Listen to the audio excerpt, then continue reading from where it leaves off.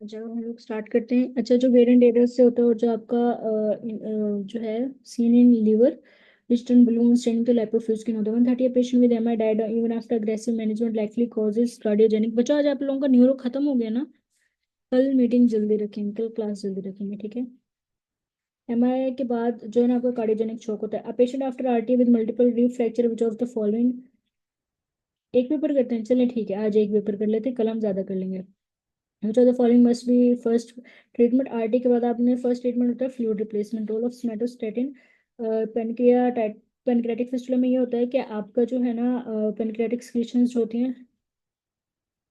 लेकिन हाँ, बाकी उसके बाद हम जो है डॉक्टर फरा की नहीं होंगी तो हम कर लेंगे मैनेज, ठीक है? रोल ऑफ सोमेटोस्टेटिन ये होता है कि आपके जो है ना जो सिक्रीशन होती है पेनक्रियास से वो ऑटोफेजी कर देती है आपकी पेनक्रियास की, ठीक है? तो जो है उसकी कॉम्प्लिकेशन बहुत सीवियर होती हैं। आपने जो है उसके सिक्रीशंस को स्टॉप करना होता है, इसलिए आप उसकी सोमेटोस्टेटिन दे दो। सोमेटोस्टेटिन का जो इमीडिएटली एक्शन होता है ग्रोथ हार्मोन पे भी, इंटेस्टाइनल सिक्रीशंस पे भी, और जो आपकी ये पेनक्रियाटिक इस पे भी, ठीक है? Relay and integration of all senses is thalamus. Exception बता दें मुझे, थैलेमस में कौन रिले नहीं करती? कौन सा एक जो है जिनसे? Yes. Ionising radiation cause injury by free radical formation, ठीक है?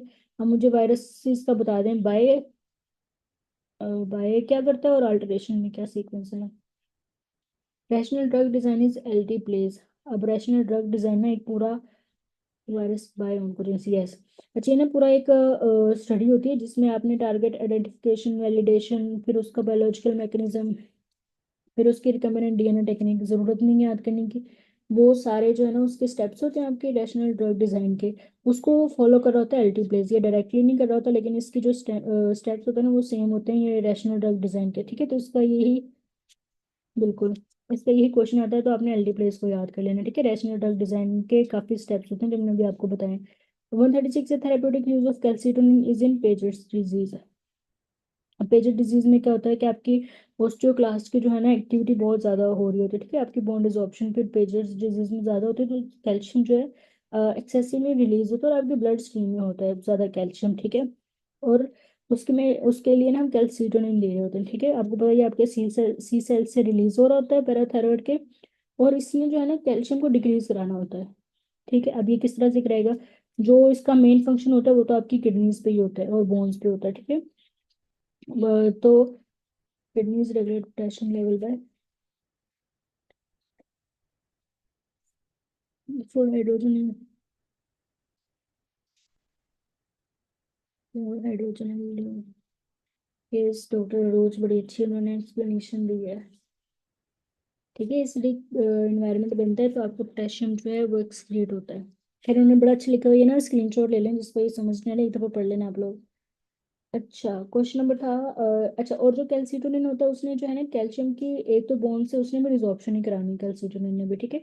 लेकिन उसने क्या कराना है, किडनी से उसकी जो एक्सक्रीशन करा देनी है, ठीक है? एब्जॉर्प्शन को कम कर देना है और किडनी से कैल्शियम की एक्सक्रीशन को ज्यादा करा देना है, और इंटेस्टाइन से भी उसकी एब्जॉर्प्शन कम करा देनी है। इस तरह से जो पेजेस में आप कैल्शियम का लेवल बढ़ रहा होता है, कैल्सीटोनिन उस बढ़े हुए कैल्शियम के लेवल को कम कर रहा होता है। After vasectomy seminal fluid will contain seminal and prostatic fluid. अब इसमें क्या होता है, वेजेक्टमी में जो है ना आपका आफ्टर वेजेक्टमी जो आपका वो फ्लूइड होगा उसमें सिर्फ स्पर्म्स नहीं होंगे, बाकी उसकी कंसिस्टेंसी और उसके बाकी का जो कंटेंट है वो सारा कुछ सेम होगा, ठीक है? सिर्फ उसमें जो है आपकी स्पर्म्स नहीं होते। अब क्या होता है कि वॉस डिफरेंस को कट करते हैं वेजेक्टमी में। तो वॉस डिफरेंस का काम होता है स्पर्म्स को टेस्टिस से लेके यूरेथ्रा तक पहुंचाना, ठीक है? ट्रांसपोर्ट करना फ्रॉम टेस्टिस टू यूरेथ्रा। अगर आप वॉस डिफरेंस को कट कर दो तो जो आपका स्पर्म्स बनते हैं ना उसको आप वो आपकी बॉडी अब्जॉर्ब कर लेती है, ठीक है? तो कैनॉट एंटर एजैकुलेटरी डक्ट्स, और वो रीअब्जॉर्ब बाय योर बॉडी, और जो आपका फ्लूइड है वो बाकी का सेम होता है, सिर्फ उसमें स्पर्म्स नहीं होते हैं, ठीक है? तो उसमें आपका सिर्फ सेमिनल और प्रोस्टेटिक फ्लूइड होता है। Patient breast cancer having history, mother sister maternal aunt aunt gene BRCA1 causing carcinoma present in nucleus। तो बर्का वन आपके न्यूक्लियस पे होते हैं और ये भी आपके ट्यूमर सप्रेसर जीन है BRCA1। अच्छा, ये इन्होंने 20-year-old skateboarder hit his head on the left side, initially alert but then became unconscious. City brain showed a crescent shaped bleed on parietal area. It is side but artery vein involved. अच्छा, इसमें जो है एक तो चलो injury है, दूसरे इन्होंने इधर भी बाकी वो देखे क्रिसेंट शेप इन्होंने बता दिया, तो इसमें भी आपका ब्रिजिंग वेन्स है, ठीक है। अच्छा, male had malignancy of brain 1 year back, having sagging face, drooping eyelid but part of skull cranium fossa is affected, तो ये आपका पेट्रोसल पार्ट होता है। अब पेट्रोसल पार्ट की ना पिक्चर मैंने शेयर किया, आप लोग लाजमी देखना। उसमें क्या होता है, उसमें भी आपका इंटरनल acoustic मेटस पड़ा है, कोक्लियर एंड वेस्टिबुलर सिस्टम पड़ा हुआ है सारा, और जुगुलर फोरम मन पड़ा हुआ है। किसको डिप्लॉइड वेन बोलते हैं? किसको डिप्लॉइड वेन बोलते हैं? ब्रिजिंग वेन्स, वो ब्रिजिंग कंफ्यूज कर गई थी। हाँ जी, ब्रिजिंग वेन्स होता है, उसके बाद आपके जो है सेरिब्रल वेन्स होते हैं, और उसके बाद जो है आपकी जो डिप्लॉइड वेन होती है, ठीक है। और पेट्रोसल के अंदर जो है ना आपका एक्यूस्टिक मेटस पड़ा होता है, पेट्रोसल पार्ट होता है आपके टेम्पोरल बोन का ना, तो उसमें कोक्लियर वेस्टिबुलर सिस्टम होता है, जुगुलर फोरम होता है, ठीक है। तो उसकी ये सारे इन्होंने सिम्टम्स बताए हैं। अच्छा, इसकी पिक्चर मैंने शेयर किया, आप लोग देखना। Which of the following paraneoplastic syndrome is associated with small cell? हमेशा एसीटीएच या जो है ना कुशिंग्स को प्रेफर किया होता है, इवन के एसआईएडीएच भी दिया हो, फिर भी जो है कुशिंग्स को प्रेफर किया होता है। The fundamental defect in SLE is failure of B and T cell tolerance to self antigen. तो ये ऑटोइम्यून होती है कि अपने ही एंटीजन जो है वो टॉलरेट नहीं कर रहे होते, उसी के अगेंस्ट जो एंटीबॉडी बनी होती है आपकी, ठीक है। तो ये आपका ऐसे लिए आपको पता है ऑटोइम्यून है, और इसमें failure of B and T cell tolerate self antigen है। ये एमसीक्यू आता है सेल्फ एंटीजन वाला। Shortest prod erythrocyte stages of P falciparum. अच्छा, ये हमें सन इसलिए याद कराया था। लॉन्गेस्ट जो होती है मलेरिया होती है, शॉर्टेस्ट जो होती है फाल्सिफेरम होती है। अब एक शादी में जो है लंबी माला पहनाते हैं ना, तो जो लंबी होती है वो मलेरिया होती है। लेकिन वो खुशी बड़ी बड़ी शादी की जो खुशी है ना वो बड़ी छोटी होती है, उसको फौरन पता चल जाता है कि गलती कर ली है। तो वो जो फाल्स होती है ना वो फालसी पैरम, तो वो बहुत शॉर्ट होती है, जो खुशी होती है वो बहुत शॉर्ट होती है, ठीक है। तो उस शादी में जो माला पहनाते हैं ना मलेरी, वो लंबी होती है। तो लॉन्गेस्ट जो है आपकी मलेरी होती है, शॉर्टेस्ट फालसी पैरम होती है। 40% haematocrit mean 41% of formed elements are RBCs.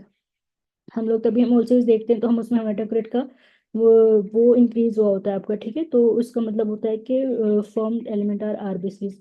Urethritis, arthritis and conjunctivitis, Reiter's syndrome, ठीक है। हमने पेस्ट पढ़ा था तो भी मैंने आपको रिटर सिंड्रोम की पिक्चर दिखाई थी, मैंने अभी भी जो है ना रिटर सिंड्रोम की पिक्चर देखी, उसमें ये आपको तीनों चीजें मिल जाएंगी। हाँ, जैसे जिसको इजी लगे आप लोग याद कर लो, बस ये आता है तो इसलिए याद कर लो। Squamocolumnar epithelium present 3 centimetre above cardiac end of oesophageal, diagnosis Barrett oesophagus, ठीक है। अगर आपका स्क्वेमोक्लमर एपिथेलियम है 3 सेंटीमीटर तो आपका बेरेटा एसोफेगस है। अब मुझे नॉर्मल एपिथेलियम बताएं एसोफेगस की। अच्छा, question number 1, climber at high altitude experience hypothermia on returning to base camp, adapts to cold weather by heat generation due to which posterior hypothalamus? Yes, बिल्कुल। Stratified squamous होती है बाद, और आपकी stomach की सिंपल कलमनर होती है, तो फिर वो जो आपकी वेरिटाइस होती है उसमें भी स्क्वेमो कलमनर एपिथेलियम आ जाती है, ठीक है। हीट जनरेशन होती है पोस्टीरियर हाइपोथैलेमस से, और कोल्ड जो है कूलिंग फैक्टर होता है इंटीरियर से। A female presented with weakness of right side CT shows posterior frontal parietal and medial temporal lobe affected which arteries involve. तो ये आपकी जो ना मिडल सेरेब्रल आर्टरी होती है, ये जब हमने एसीए किया था तभी मैंने आपको पिक्चर दिखाई थी, और अभी भी आपको दिखाई है कि जो आपका पोस्टीरियर और फ्रंटल और जो प्राइटल साइड है ना, और मीडियल टेम्पोरल, ये सारी आपकी मिडल से होती है। मेजरली ना आपकी जो है मिडल सेरेब्रल से ही हो रही होती है, ठीक है। और ये टेम्पोरल आया हुआ है, इसलिए फिजिकली भी आप एमसीयू को चूज कर रहे होते हो। Female presented with weakness on Ajay, same MCQ. A 49-year-old man has pulmonary embolism that completely blocked blood flow to his left lung as a result which of the following occur? अरे तब explanation में आया था, मैंने आपको बताया था ये भी पूछते हैं कि अगर पल्मोनरी एम्बोलिज्म होना तो उसमें PO2 इक्वल होती है आपकी इंस्पायर्ड एयर के, और अगर ऑब्स्ट्रक्शन होना फॉरेन बॉडी या जो भी जो आपको वो शंट फिजियोलॉजिकल शंट आ रहा होता है उसमें आपकी इक्वल होती है मिक्स्ड वीनस ब्लड, ठीक है। PO2 is equal to mixed venous blood. और पल्मोनरी एम्बोलिज्म जिसमें आपके इन्फिनिटी आ रहा होता है V/Q, उसमें इक्वल होती है इन द इंस्पायर्ड ईयर, ठीक है। एंटीडी जो है उसमें डेफिनेटली होती है आपकी फोलेट की। अच्छा, उसमें वेंटिलेशन नहीं ना हो रही फॉरेन बॉडी में, ठीक है, तो वो जो ऑलरेडी मिक्स्ड वीनस ब्लड है ना वो उसके इक्वल होती है। अब इसमें जो है सिर्फ वेंटिलेशन हो रही होती है पल्मोनरी एम्बोलिज्म में, परफ्यूजन नहीं होती, ठीक है। तो ये फिर आपका इंस्पायर्ड एयर के इक्वल होगा, क्योंकि सिर्फ वेंटिलेशन ही हो रही है, परफ्यूजन तो जीरो। और इसी तरह से जो फिजियोलॉजिकल शंट वाला है उसमें जो है परफ्यूजन ही हो रही है, वेंटिलेशन तो हो नहीं रही है। तो परफ्यूजन जो है वो मिक्स्ड वीनस ब्लड के इक्वल होता है आपका प्योर, ठीक है। इस तरह ये सब लॉजिक होता है। और ये एमसीक्यू आता है। पेशेंट के में left hypochondrium pain on palpation splenomegaly was found, how will confirm hypersplenism. Hypersplenism usually तभी होती है जब आपके ये जो आपके ब्लड सेल्स हैं वो अब नॉर्मल हो, ठीक है, तो उनकी डिस्ट्रक्शन ज्यादा हो, तो आपका जो है ना स्प्लेनोमेगाली हुई होती है इसकी वजह से, ठीक है, तो आप बोन में एस्पिरेशन करोगे टू कंफर्म हाइपरस्प्लेनिज्म। स्प्लेनिज्म के आपके सेल्स नॉर्मल बन रहे हैं, उनमें कोई डिफेक्ट तो नहीं है। Chagas disease and congenital megacolon affect which hair, तो ये आपकी मस्कुलर सिस्टर्ना को कर रहे होते हैं, ठीक है। मस्कुलर सिस्टर्ना में जो है ना आपका इंटेरिक सिस्टम बड़ा होता है, नर्वस सिस्टम बड़ा बड़ा होता है, और वो रिस्पॉन्सिबल होता है पेरिस्टालसिस के लिए, ठीक है, मस्कुलर सिस्टर्ना। तो अब वो आपका डैमेज है, ठीक है, इफेक्ट हो गया, पेरिस्टालसिस नहीं हो गई। अब जो आपका फूड है ना वो उसी जगह पे जो है स्टक रहेगा, और इससे आपकी कॉन्स्टिपेशन हो जाएगी। और जो कोलोन में जो है वो आपको पता है कि कॉन्स्टिपेशन रहेगी वहाँ पे, और वो आगे नहीं जा पाएगा, और जो आपका कोलोन का साइज है वो इंक्रीज होता रहेगा, फूड वहीं पे स्टक रहेगा, आता रहेगा, स्टक होता रहेगा, ठीक है। और वहाँ पे पेरिस्टालसिस जो है वो होंगी नहीं, फूड आपका आगे नहीं जा पाएगा। तो उसमें जो है ना क्रॉनिक कॉन्स्टिपेशन हो रही होती है, और फिर मेगाकोलोन डेवलप हो रहा होता है। Direct inguinal hernia is located medial to inferior epigastric artery. अब आपको एमडी डोंट लाई, ठीक है, मीडियल से direct inguinal hernia, medial direct inguinal hernia. Patient is unable to tolerate cold, तो आपका hypothyroidism is not assistant free T4 का हो गया। 43-year-old patient had non productive का for 2 months, non smoker, not presented with blood sputum, left lung 5 cm hilar mass. अच्छा, इन्होंने non smoker दिया हुआ है, ये आपने ये देखना है। स्पुटम शोज हाइपरक्रोमैटिक प्लूमोर्फिक सेल्स, ठीक है, प्लूमोर्फिज्म आपको पता है डिस्प्लेजिया वगैरह में होता है, न्यूप्लेजिया में होता है स्कैंटी साइटोप्लाज्म। स्कैंटी साइटोप्लाज्म का मतलब होता है आपका न्यूक्लियस ज्यादा है, साइटोप्लाज्म कम है, और आपके अनकंट्रोल्ड ग्रोथ हो रही है, डिविजन हो रही है, ठीक है। कॉज ऑफ दिस कंडीशन जो है आपकी ये फिर रेडोन एक्सपोजर होता है।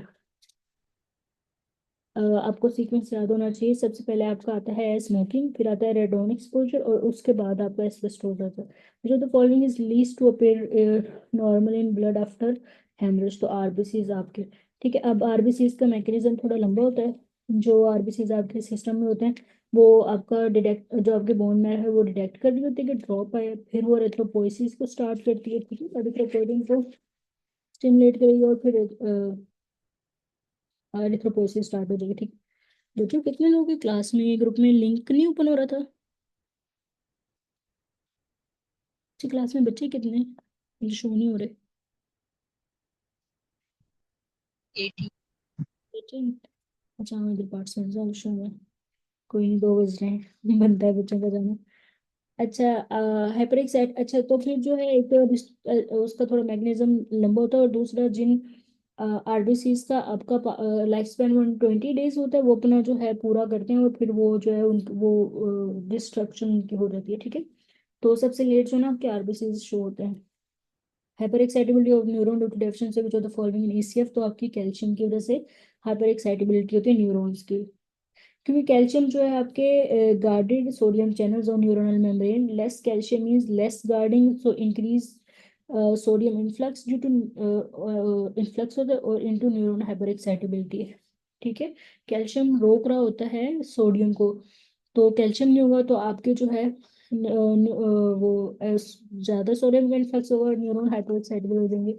एनईसीजी of patient with electrolyte disturbance shows U wave inverted T wave prolong PR, तो आपकी हाइपोक्लीमिया होता है। अगर इधर आता ना कि पेप्ली, हाँ ये हाइपरक्लीमिया हाइपोकैल्सीमिया, तो आपका हाइपर एक्साइटेबिलिटी होती है, ठीक है। हाइपरक्लीमिया होता है तो हाइपर एक्साइटेबिलिटी होती है, इसलिए जो एस्ट्रोसाइड जो है आपका पोटेशियम, एक्सेसिव पोटेशियम को जो है इनटेक कर लेते हैं, उसका उसको इनफ्लक्स होता है उसमें पोटेशियम का, ठीक है। Yes, very good doctor Mishra, मुझे भूल गया हुआ था ये दोनों चीजें। अच्छा ठीक है। अच्छा, उसमें अगर पेपली मसल की रिपोलराइजेशन आएगी ना तो आपने उसको चूज करना है, और हाँ हाइपोनेट्रीमिया में एम्पलीट्यूड होता है। यस, ठीक है आप लोग। तो यहाँ पर हाइपोक्लेमिया होता है। 26-year-old male presented to in surgical ear after penetrating injury to right lateral chest and examination inspires the mediastinum move to left side during expression shift towards the left side is enhanced. ठीक है, same side की enhance हो जाती है। तो उसको बड़ी tension है कि वो किस साइड पे जाए। फिर आपका टेंशन न्यूमोथोरैक्स होता है। ठीक है, ये हमारा फाइनली एक पेपर हो गया। कल हम इंशाल्लाह 2 से ज्यादा करेंगे। नहीं, अब कोई टाइम नहीं है डबल ए का। मुझे मेरा दिल करता था, मैंने जो मार्क किए वो मैं पढ़ लूँ पढ़ लूँ पढ़ लूँ, पर नहीं पढ़ने, नहीं नहीं, मैंने भी नहीं पढ़े थे। पॉइंट्स आप पढ़ लें, जो उसके बाद पॉइंट्स लिखे हुए हैं ना वो आपके काफी, वो आपके एमसीक्यूज कवर करवा देते हैं। ठीक है, तो जरूरत नहीं है आपको। डबल ए के पॉइंट्स कर लें अगर आपको एक्स्ट्रा टाइम मिले। हाँ, वो ना मैं आपको मिसिंग पेपर नहीं होती। मेरे थ्योरी के कुछ वो चैप्टर रह गए थे, मैं एंड तक मुझे पढ़ने पढ़ने वो चलता रहता है। फिर मैं मुझे था। मैम क्या, excuse me ma'am, so so sorry to bother, but आपकी भी बुक में जो मिसिंग नेक्स्ट है, पेपर यस। है वो क्वेश्चन 42 से स्टार्ट हो रहा है। मिसिंग है, मैं आपको मिसिंग पेजेस भेज देती हूँ ग्रुप में। ठीक है। हाँ जी, ये मिसिंग है, ये मैंने अपनी बुक पे लिखे हुए थे, लेकिन मैं आपको पीडीएफ ही भेजती हूँ। हाँ, सेटिस्फेक्शन को ना छोड़ दो। मैं डॉक्टर तलहा एक एक दो दो घंटे वो बेचारे मेरा, मैं उनका सर खाती थी कि सर नहीं, मेरा ये रह गया वो रह गया। ठीक है, छोड़ दो, हो जाएगा उसके बगैर भी। एस के रफ़ी को देखो, ज्यादा से ज्यादा टाइम ले तो डबल पॉइंट्स कर लो बस। ठीक है, और मैं तो कहती हूँ 10 के बाद तो बिल्कुल ही एस के रफ़ी को रिवीजन स्टार्ट कर दो अगली। तब तक ये खत्म करो अपना एक दफा वाले रीड। ठीक है बच्चों, कुछ रिपीट करना है, कोई क्वेश्चन कुछ भी? इसके बाद जाके दोबारा उनकी मीटिंग अभी भी चल रही है। हाँ, ओके ओके, चलें ठीक है, मीटिंग एंड करते हैं इंशाल्लाह। क्वेश्चन वगैरह तो आप ग्रुप में ना आ जाए, पूछ लीजिएगा।